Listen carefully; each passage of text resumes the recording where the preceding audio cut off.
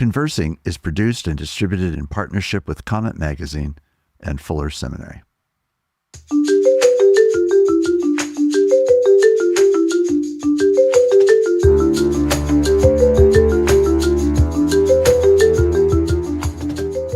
I'm Mark Labberton. Welcome to Conversing.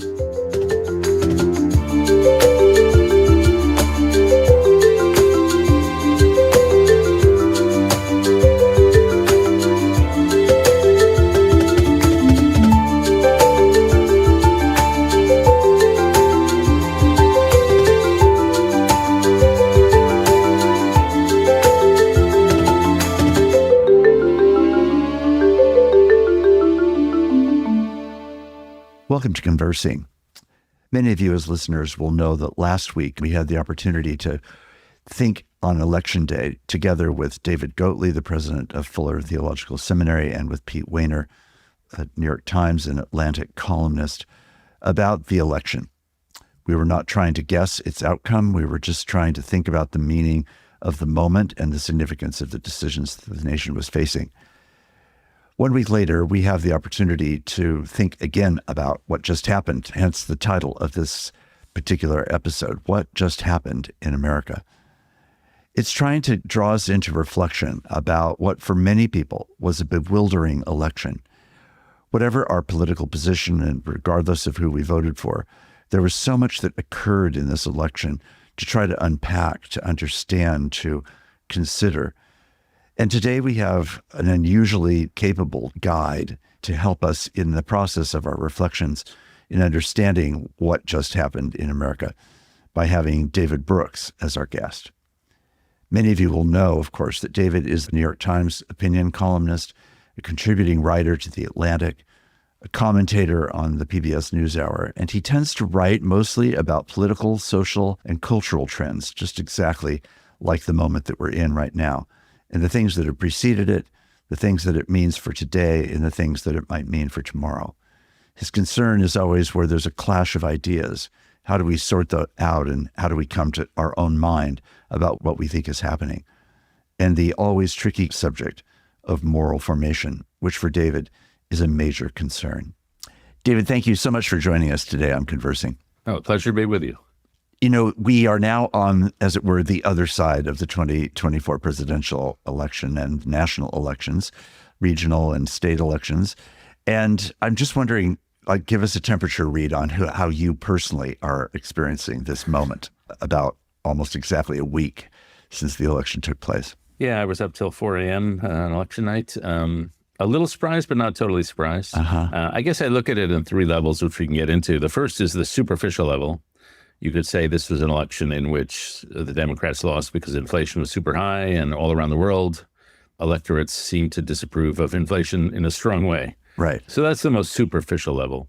But that doesn't explain why it wasn't Kamala Harris running against John Thune or some normal Republican. Right. So the second level is why is it a populist surge all around the country, right, or all around the world, frankly? And to me, that's the fact that Kamala Harris did well amongst highly educated folks, and Donald Trump did extremely well amongst less educated folks. Mm-hmm. And so that's the class divide that really is driving our politics. And then the most profound level is we've become societies, not only in the U.S., but around the world, of increasing sadness and meanness. And this is the rising mental health crisis, the rising sense of distrust. And so I think you can't diagnose American politics or global politics without having to do with the mental health crisis, low trust, high loneliness, high anxiety, high alienation. And so it's, to me, that the root of our politics right now is not only inflation, it's not only a class divide, but it's some sort of spiritual and emotional crisis that people are trying to resolve.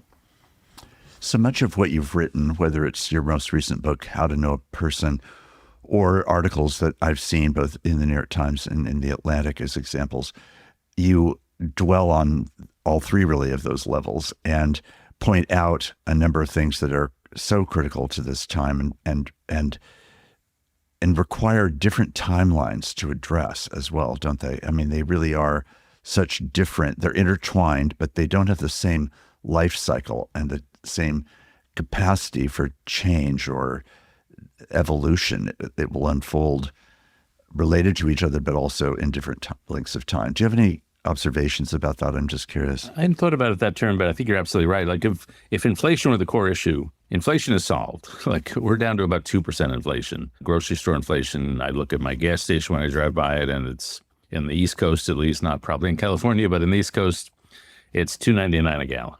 And so it was a problem that was COVID. It was a problem caused by the overstimulating of the economy under Joe Biden, but that's pretty much solved. So that's not an existential anxiety.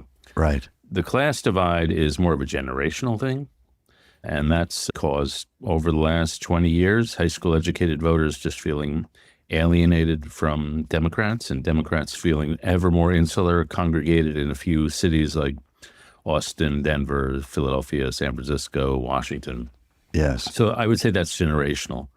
The psychological and emotional, the rise of the period of loneliness, the period of alienation, the period of distrust, that's a multi-decade process. Right. And that, you could say, if we're on this podcast, it's a little having to do with the loss of faith, the loss of a sense of meaning, the loss of sense of belonging, the death of God, if you want to put it in Nietzschean terms, right. That people are looking for purpose and not finding purpose. And so that's almost decades or even century-long process. So I think you're right to identify the three different time frames. Yeah. And it seems like that's part of what then is going to create so many interconnected challenges in bringing us to hopefully one day a healthier and better place, because the gnawing rate of these various factors is going to occur in different ways and with different bites being taken out of us as a society and a culture and as individuals. I thought it was really interesting in the article that you wrote about being an exiled Republican, that's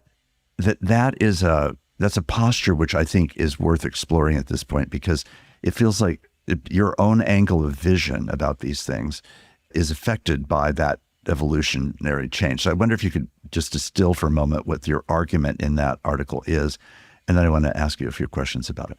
Yeah, like a lot of people, I'm politically homeless. So I'm a Whig. And so a Whig is someone who's sort of conservative in some levels, and one of my heroes is Edmund Burke. And Edmund Burke's core philosophy is built around the concept of epistemological modesty, that the world is really complicated, and that if you think you're going to revolutionize society all at once, you're probably revolutionizing something that's too complicated for you to understand, and you're going to produce all sorts of complicated and unintended consequences. You're going to make everything worse. Yes. You should operate on your father, Burke wrote. You should operate in society the way you would operate on your father. Yes. With great tenderness and care and caution. And so that makes me a little believing, as Burke did, that change should be not revolutionary, but should be incremental but constant. Mm-hmm. And so that makes me a little less revolutionary, frankly, than either the Trumpian Republicans or the progressives. Yes. But my other hero is Alexander Hamilton, who's a Puerto Rican hip hop star from New York City. But Alexander Hamilton, there's one tradition in America which believes in liberalism, progressivism, which is using government to enhance equality, a very valid way to think about your political value system. There's another system which is more libertarian, which believes in limited government to enhance freedom, a very valid way to think about your politics. The one I subscribe to is the Hamiltonian system, which is limited but energetic government to enhance social mobility. So Hamilton's core idea was that we should create a government that helped poor boys and girls like him rise and succeed to become capitalists. And that tradition was carried on by, I would say, Daniel Webster and Henry Clay and the Whig Party in the early 19th century. Abraham Lincoln was a Whig, and during the Civil War used the Land-Grant College Act, the railroad legislation, the unified currency, all these things to create the sort of society for people like him, yes, poor boys who want to rise and succeed. And to me, that tradition, which goes up to Teddy Roosevelt and maybe John McCain in 2000, that tradition is the unrepresented tradition in American politics right now. Mm-hmm. And I'm one of them. So maybe there are 6 Whigs of us, but we're here. Right. And so I felt myself a little politically homeless. And I have frankly waffled back and forth between Republicans and Democrats. More recently, I've waffled more on the Democratic side. And Isaiah Berlin, another of my heroes, a philosopher from the UK in the 20th century, said he was happy to be at the rightward edge of the leftward tendency. Uh-huh. And right. I'm happy to be there. But it doesn't make it always for an easy comfort with the Democratic Party, which I guess is my party right now. Right, right.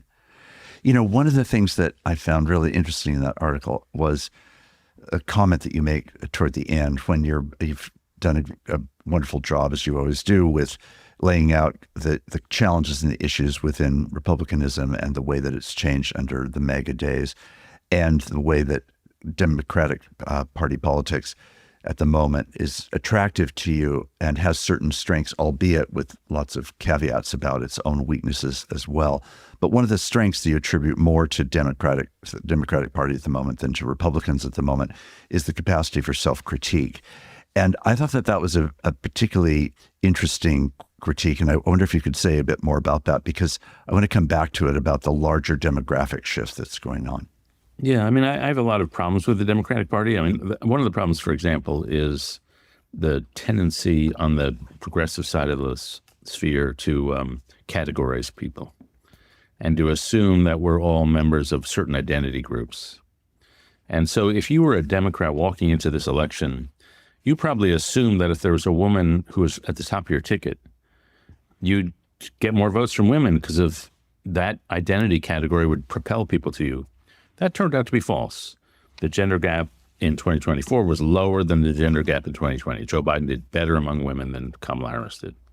And if you came from the identity politics mindset, you would think there's such a thing as intersectionality, that people who are in oppressed groups will ally together, that Hispanics and blacks and women will all be part of the same alliance against the oppressor group. That is not what happened at all. I learned today a fact that surprised even me, which was 65% of Native Americans are Republicans, or Trumpian Republicans. And that does not fit into all the categories of the sense. And so to me, the identity politics paradigm has been very misleading to Democrats. It's caused them to make all sorts of false assumptions about how voters would break. And they haven't broken that way. But on the other hand, one of the things I found very admirable about the people in the Democratic universe is there are a whole series of thinkers who I find who are very independent thinkers, who are evidence-based thinkers, who are Democrats but very critical of the Democratic Party. And some of those are just the people I follow on Substack. There's a guy named Noah Smith, who's an economics writer, who's a Democrat but very honest. There's a guy named Matt Iglesias, who's a Democrat, very honest. But mostly I would say in my world, among those on the Democratic side, there have been two sorts of reactions to the election. I'd say the vast majority have been humbled, have been introspective, and have been, how did we get so out of touch? And then there's a smaller minority on the Democratic side who have said, well, Kamala Harris lost because the American people are racist and sexist. And I would just say, whatever you think of that, if you want to win future elections, probably calling the American elected racist and sexist is probably not the best way to go do it. And I would say, just on substantive ground, it's not accurate. It's not what was driving people to poll. My view of Donald Trump is he's the wrong answer to the right questions. And a lot of people voted for Donald Trump for the very legitimate reason that they live in communities that have been left behind. And they may be doing well, or they may not be doing well, but they love their community. And if all the smart people for 40 years have been moving to Austin, Texas, and leaving their community behind, they understand that their community is struggling and they love it. And they want to pick somebody who will sort of be on that side to help them defend the community they love. Right. You know, one of the things that struck me about that is that in Mark Knoll, the American church historian and American historian, has written a book about America's book, the Bible, in which he focuses on the use of the Bible in the 19th century. And when I was once interviewing him about that book, he said that there were two overarching problems with the use of the Bible. One was that people who were using the Bible in the 19th century to justify slavery or to reject slavery were guilty of two things. One was that they were not self-aware, self-conscious, and the second was that they were not self-critical.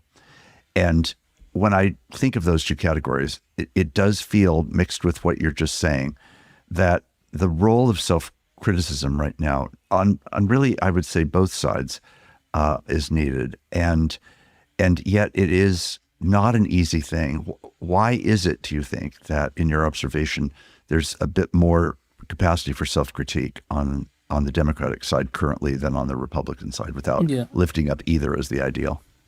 Yeah, there was a friend we both have, Jonathan Rausch, who has this concept of the epistemic regime, that the people who decide what is true or not.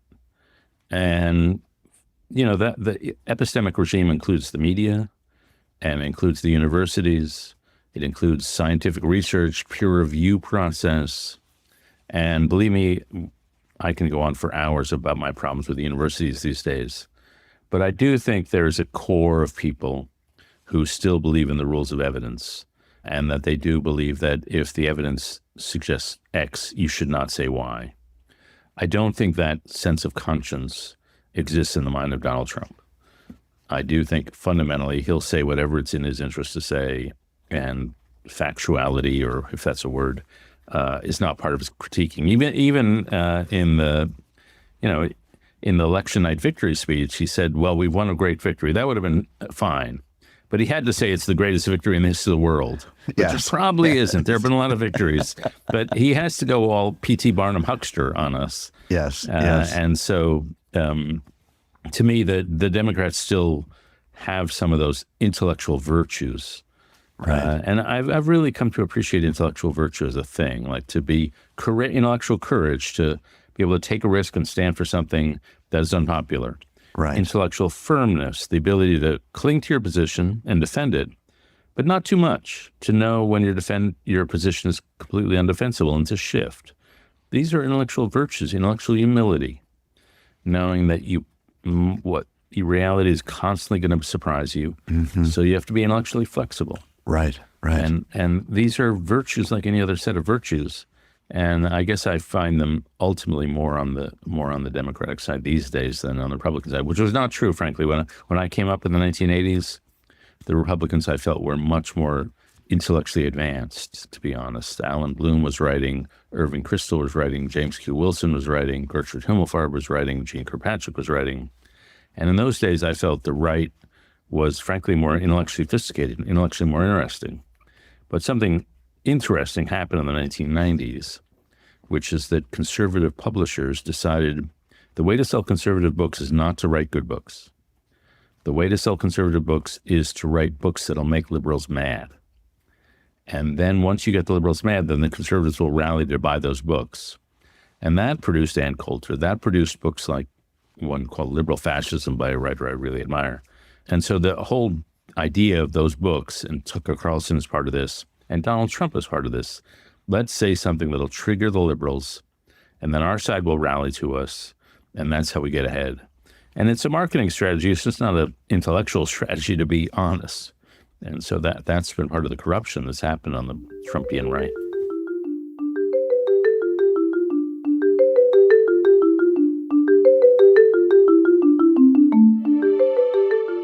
I'm Mark Labberton. Thanks for listening with me.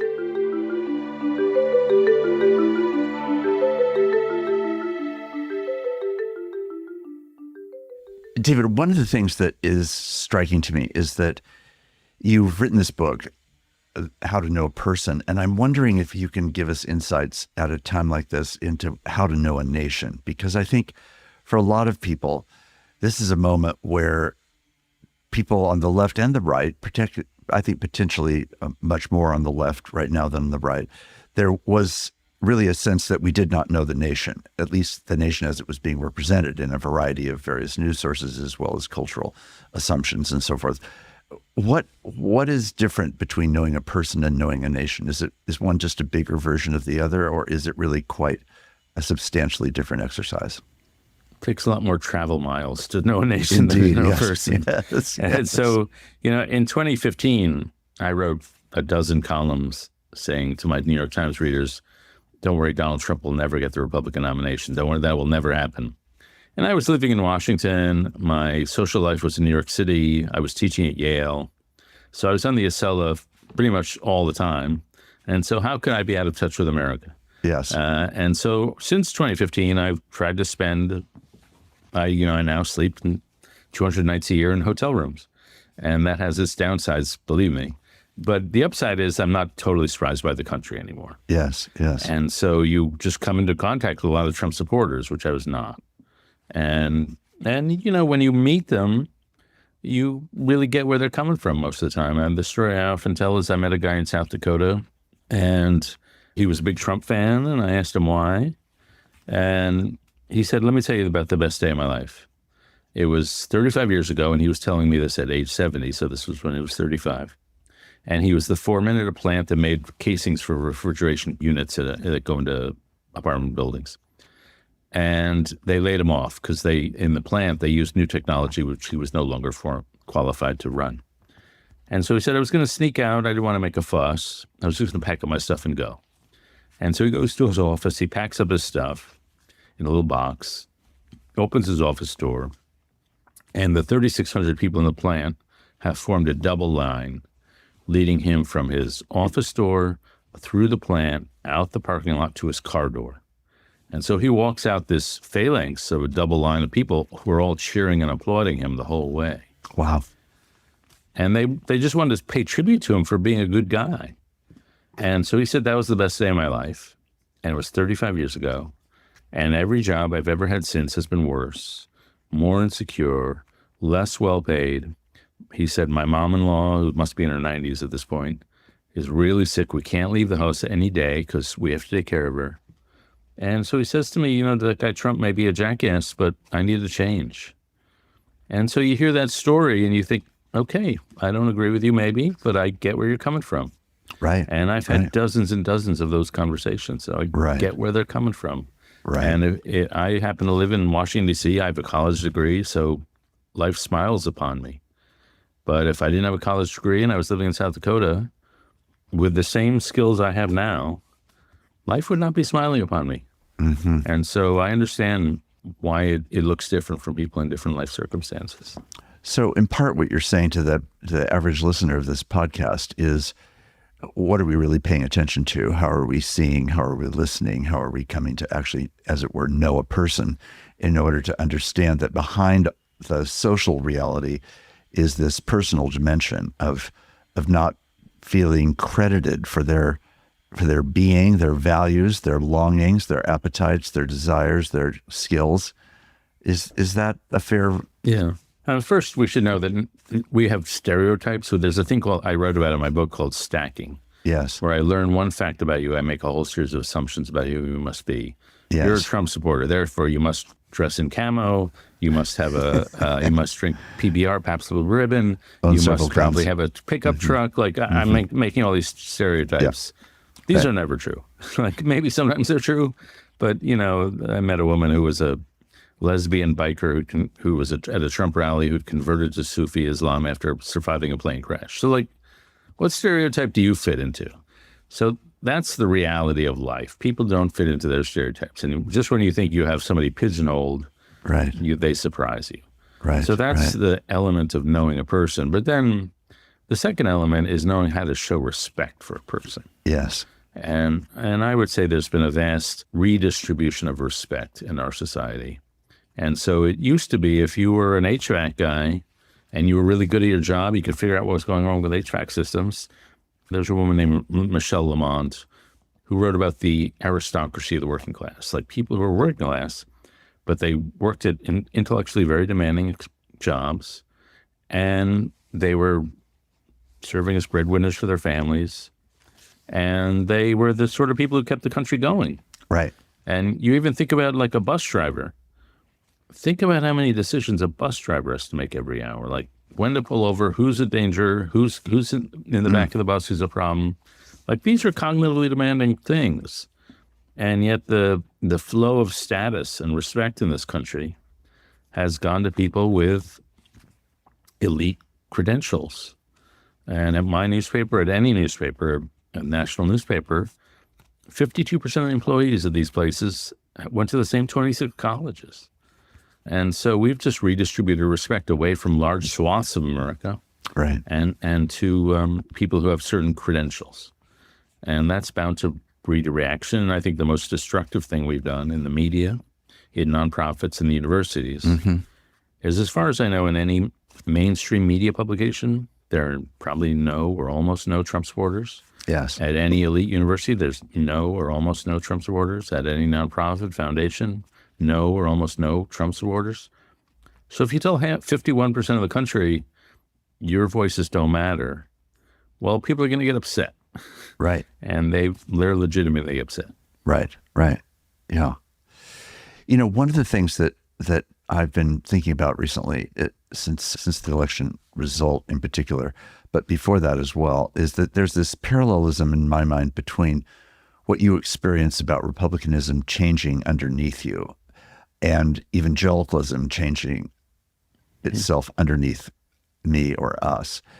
And in similar ways, there's a feeling that, as you describe it in one place, that there's a high level of spiritual and moral authority that's thought to be better among MAGA Christian supporters, but a lower intellectual confidence. And in the same way, it feels to me like the MAGA Christian population has been especially guilty of those two things. And what has occurred has been a vacating of a connection between what I would call the deep moral teaching of the New Testament and the example of Jesus, and the way that this turns into social responsibility and engagement in the culture. I'm just curious if you would comment on that. Yeah, I guess I would say people are unitary wholes. And so I became a Christian, as you know, around 2013. And at that time, I was a newbie, and I thought I knew what Christianity was. And I thought Christians were people who read Henry Nouwen and Tim Keller and C.S. Lewis and J.R. Tolkien and Sheldon Van Auken, the Severe Mercy. Like, that was Christianity. And I said to a friend of mine who happens to be the person on the other side of this conversation, I didn't know what Christianity was. And you said to me, oh, you thought it was all the Shire. You thought we were just the hobbits. But American Christianity is a much broader coalition of people. Yes. And so to me, the people who read Tim Keller and Henry Nouwen and C.S. Lewis, that's what drew me to Christianity. And it has some problems. I'm a more Jewy Christian than I used to be, actually. I am more like Jesus was a badass revolutionary type than an Oxford Don. I believe that now more than I used to. Yes. But at least there was a level of real humility and intellectual rigor. Right. Say what you will about C.S. Lewis or J.R. Tolkien, they were scholars of the first rank. Right.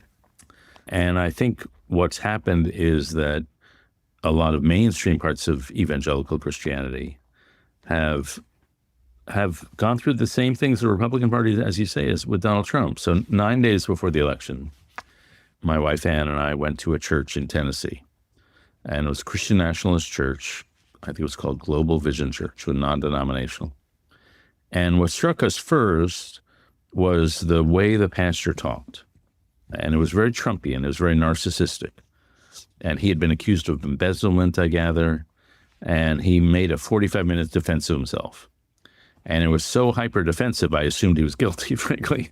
But more than that, it was what it's like to be trapped in the claustrophobic mind of a narcissist, where he couldn't get outside of himself. It was just like me, me, me, me, me.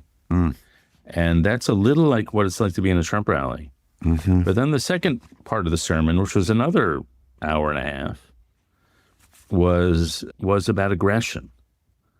And so it was about they're out to get us. The Judases are out to get us. The betrayal is here. Mm-hmm. We have to fight. Yes. And that, I've been in services like this before. It's a joyless way to see the faith. Yes. And I didn't see a lot of smiling around the church. So I did see real expressions of faith. I don't want to minimize that. There really was expressions of faith.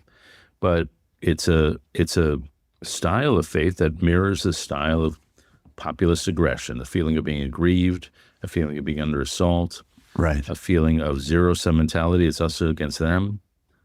And it's, to my mind, it's not that Christ-like, frankly. Mm-hmm. But I don't live in their circumstances. Mm-hmm. Mm-hmm. And you're not going to, if you feel aggrieved and under assault and besieged 6 days a week, on Sunday, you're not going to magisterially feel generous and grace-filled on the seventh day of the week. Right. And right. so, I what I saw in that church was what I see in Trump rallies, but without the dissident flavor that Christianity is supposed to embrace, that we are in the world but not of it, and sort of the countercultural thrust of Christianity. I did not see. I saw it was just all of the same culture. Yes.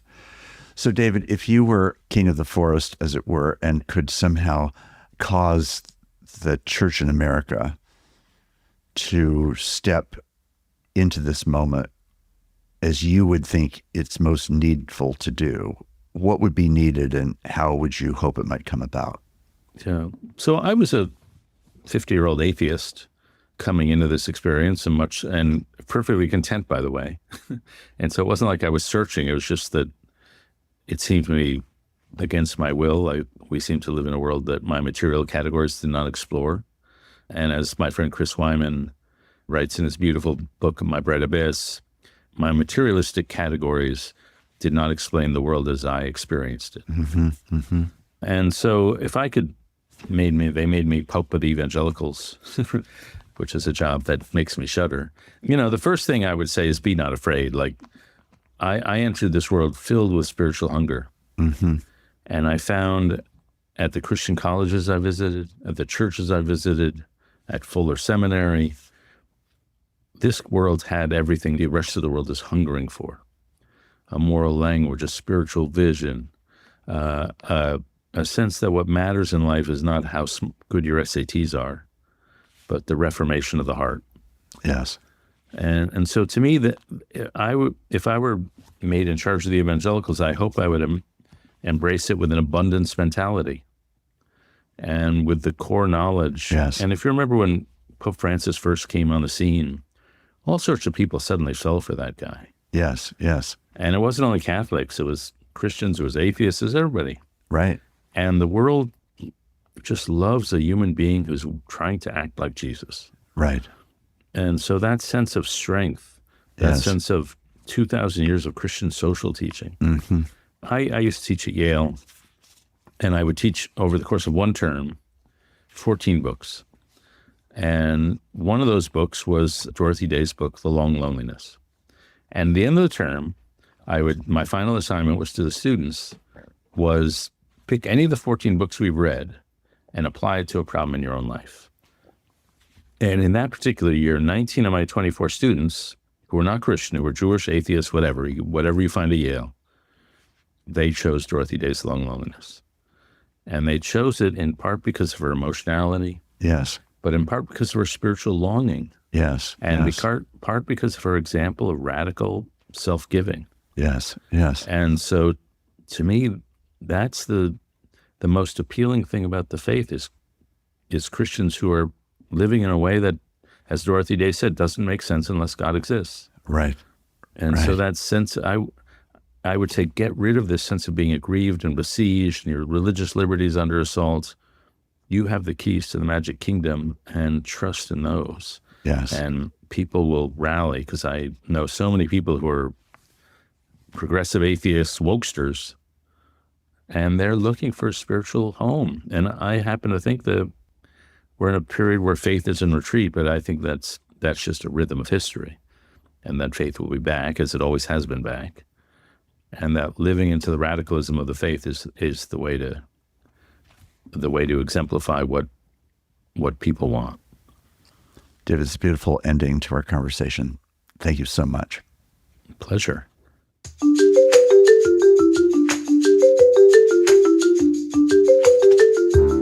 Conversing is produced and distributed in partnership with Comment Magazine and Fuller Seminary. Peter Labberton is our engineer and editor. Evan Rosa is our producer. For more information about Comment Magazine, visit comment.org, where you can subscribe, read the current magazine issue, and browse their archive. Fuller Seminary is an evangelical, multi-denominational graduate institution committed to providing indispensable formational education for diverse Christian leaders everywhere. For information, visit fuller.edu. I'm your host, Mark Labberton. Thanks for listening with me.